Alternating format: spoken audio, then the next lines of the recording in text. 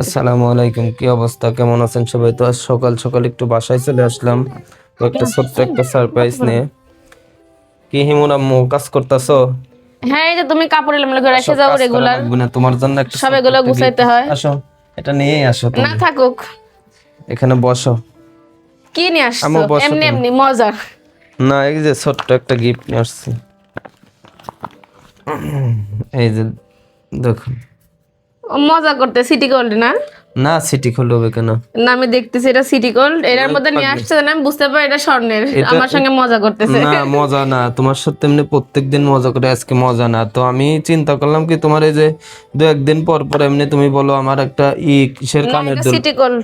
না না, ওই তুমি বলো না এমনি একটা রেডিমেড কানের দুল নিয়ে আসতে, তা আমি ভাবলাম কি আসলে এই 1 সপ্তাহ 15 দিন পর পর 200-300 টাকা দিয়ে কানের দুল কিনা বলতে, তো স্বর্ণের একটা কানের দুল কিনে নিয়ে আসি।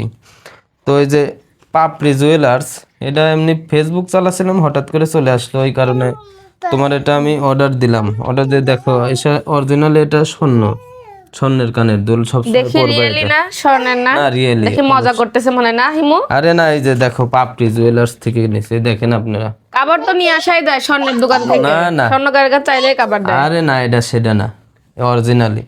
মজা করতেছি না তো।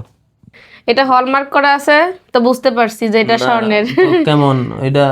ভালো, হ্যাঁ, অনেক সবসময় পরার সুন্দর জন্য হয়েছে। ভালো হবে তো। Thank you.